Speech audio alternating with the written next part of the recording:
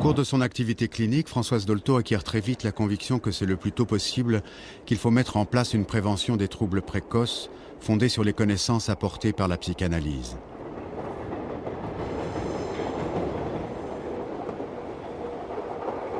Elle met en œuvre cette idée en 1978 avec quelques personnes en inventant la Maison Verte.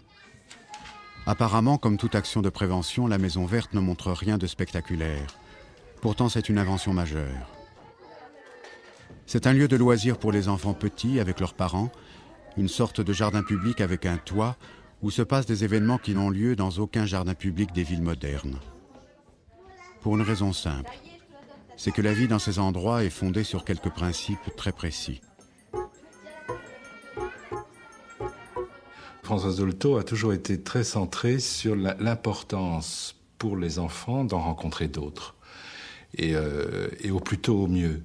C'est cette idée comme ça qu'à partir du moment où, et je pense que ça c'est une des difficultés sans doute de tous les couples et les jeunes couples aujourd'hui, c'est de se refermer petit à petit, de faire ce qu'on appelle des familles comme ça unicellulaires, où en fin de compte on vit à 3, parfois 4, 5, c'est déjà exceptionnel, dans une entité isolée, un petit appartement. Et je pense que pour elle c'était fondamental qu'il y ait toujours une ouverture, qu'il y ait une possibilité pour les enfants de voir d'autres enfants, pour les adultes de voir d'autres adultes, de ne pas justement se refermer.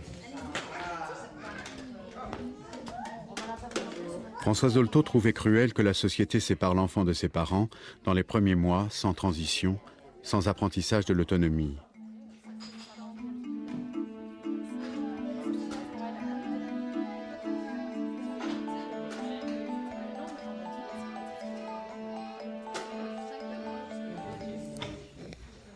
À la Maison Verte, les conditions sont réunies pour que l'enfant puisse exercer son autonomie à son rythme, en venant se recharger affectivement auprès de son parent, selon les besoins et selon les expériences qu'il va faire.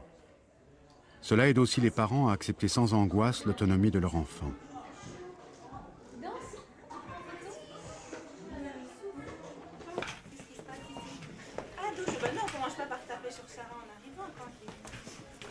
Non, Sarah, tu tapes pas. Je suis Lara, comment je vais faire?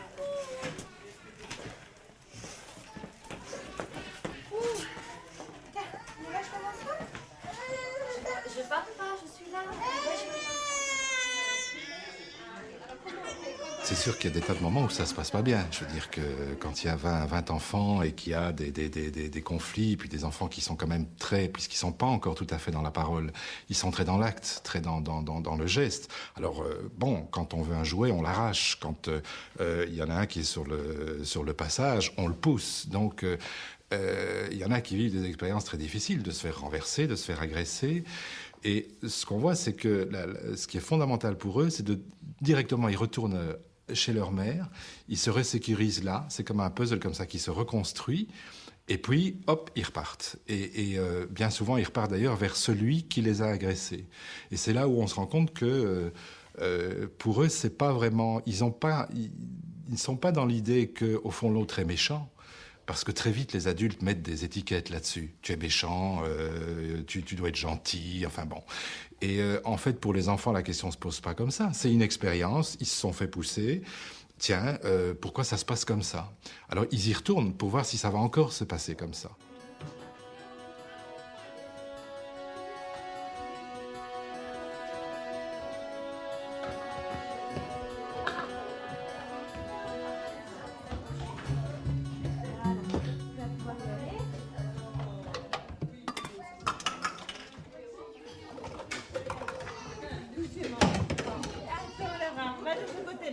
Tu laisses Sarah de ce côté-là et tu vas aller ici. On dit, on ne peut pas jouer à l'eau si on n'a pas de tablier. L'enfant se roule par terre parce qu'il veut jouer à l'eau sans tablier. Tu peux te rouler par terre, c'est pas mal du tout. C'est pas mal de se rouler par terre. Pourquoi il faut se fâcher? Qu'est-ce que ça fait du mal à qui? À personne. Il veut que ça fasse de l'effet. Ça fait pas d'effet. On dit, moi, il a fait de la gymnastique.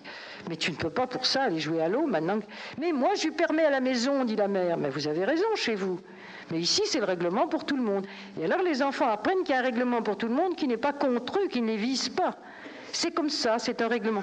Et grâce à quoi ils apprennent justement à se vacciner contre les épreuves de la vie en groupe.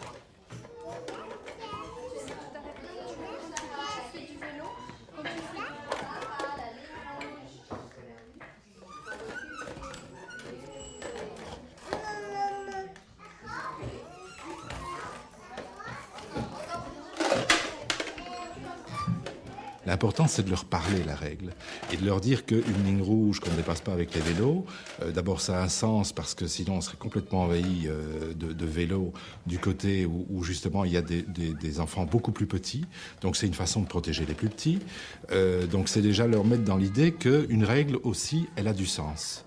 Et que donc, et ça on voit très bien chez les enfants, qu'ils peuvent très bien accepter une règle, effectivement, à partir du moment où elle a du sens. Quand ça a du sens pour eux, ils l'intègrent très bien.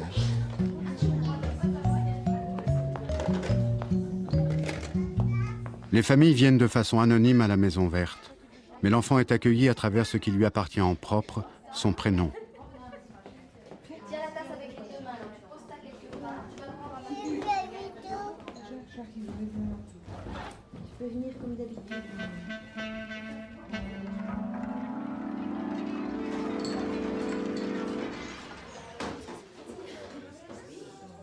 L'équipe des accueillants comprend toujours au moins un psychanalyste. Non pas pour y faire des consultations, mais parce qu'il pourra aider à détecter les éventuelles difficultés que les parents n'ont pas perçues. Grâce à cela, des mots justes, au bon moment, pourront être dits.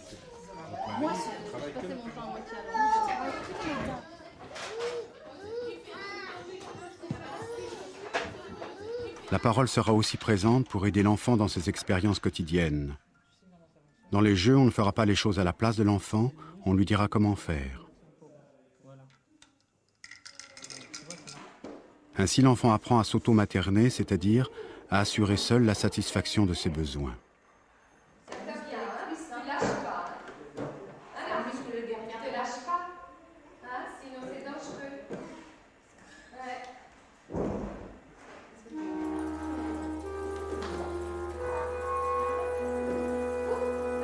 C'est vraiment une prévention. Nous voyons que les enfants qui sont venus une dizaine de fois avant 2 mois dans ce lieu sont tout à fait en sécurité dans la crèche, parce qu'on leur a expliqué qu'ils iront à la crèche, que là, la maman ne sera pas là, que les personnes qui y sont payées pour s'occuper d'eux, pour leur donner 2 ou 3 biberons, mais que la maman reviendra le soir. Nous expliquons à la mère de surtout ne pas embrasser son enfant quand elle arrivera, parce que c'est terrorisant. Tous les enfants hurlent quand les mères arrivent, parce que tout d'un coup, ils sont dévorés par les panthères, ils ne savent plus pas encore qui c'est déjà sur la misère sur le pauvre monde qui les dévore de baisers, parce que la mère est frustrée pendant 8 heures d'avoir mis son enfant en crèche, après elle s'en est occupée pendant 2 mois. C'est très difficile pour elle, c'est d'autant plus difficile que les maternants disaient, elle n'est pas pressée de le retrouver, celle-là, tu vois, elle ne l'embrasse même pas. Elles se retiennent pour ne pas l'embrasser, et à la maison, bon, on fait les fricassés de museau. Quand on est arrivé...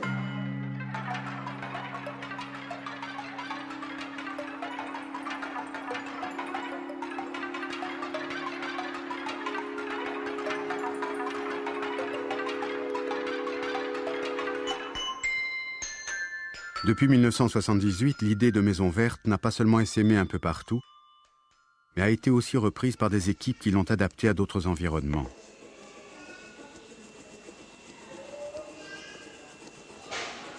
Ici, la Maison Verte s'appelle le Square et fait beaucoup plus que socialiser les enfants. C'est même, pour certaines familles, le seul lien de contact et d'intégration dans cette cité.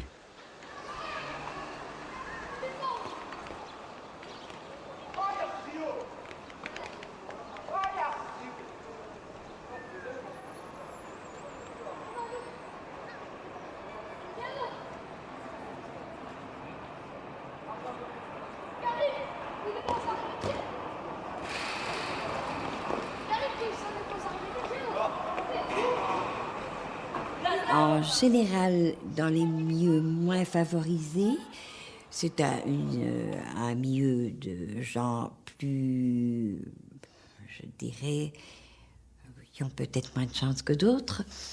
Je crois qu'on dit beaucoup de l'enfant les mamans arrivent en disant aujourd'hui il est impossible, il est méchant, je peux plus voir des choses aussi fortes que ça. Et elles viennent, elles arrivent avec ce discours. Elles arrivent aussi avec le discours je peux plus voir son père. Je vais le foutre à la porte, on va se quitter. D'ailleurs, c'est mon 3e homme. Les 2 premiers sont déjà pas de lui. Et tout ça est servi devant les enfants. Et j'ai été fortement étonnée de voir qu'en redisant à l'enfant, mais tu entends ce que maman dit, elle en a vraiment marre, elle est débordée. Qu'est-ce que toi tu vas faire avec ça? Comment toi tu vas grandir avec ça? Et ça, je pense qu'à ce moment-là, l'enfant souvent écoutait. Je pourrais vous raconter une anecdote qui s'est passée avec un beaucoup plus petit. Une jeune femme arrive, c'est son 6e bébé, qui naît prématurément. Et pas tellement prématurément, cet enfant avait quand même 2,5 kg. Et elle arrive après la naissance de cet enfant, qui est resté 3 semaines en clinique après son départ, en disant bah, il est petit, il est laid, il est tout à fait raté.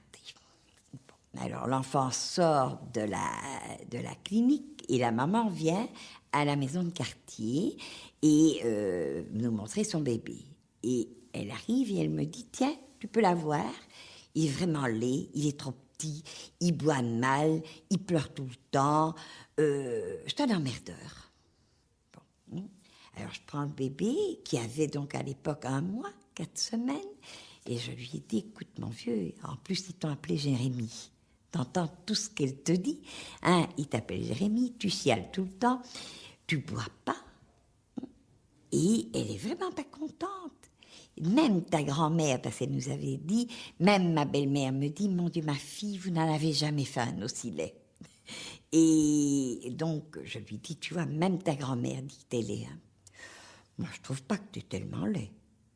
Mais je trouve que tu pourrais faire un effort. Hein. Tu es le 6e. Elle n'a pas des heures à te donner à boire, tu sais, ta mère. Il faudrait que tu boives un peu mieux. Hein. Et puis, il faudrait aussi que tu puisses avoir des périodes où tu dors. Hein.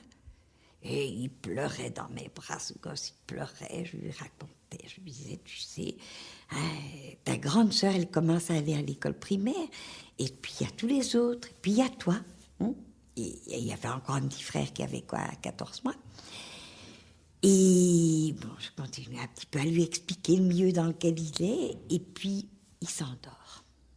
Il s'endort, il se détend, il dort pratiquement tout l'après-midi, on le remet dans son petit couffin, et la semaine suivante, elle arrive, et je la vois beaucoup plus souriante, plus rayonnante, et elle me dit, tiens, prends-le. Et tu lui dis exactement la même chose que la semaine passée, parce que maintenant, il boit, et il a pris 200 grammes.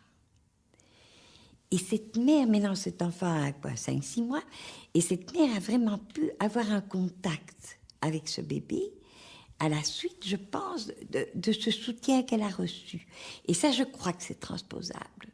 Cette parole vraie dite à l'enfant et le soutien qu'on apporte et au gosse qui doit vivre ce qu'il doit vivre, et aussi aux mères qui, pour moi, sont généralement des mères fantastiques.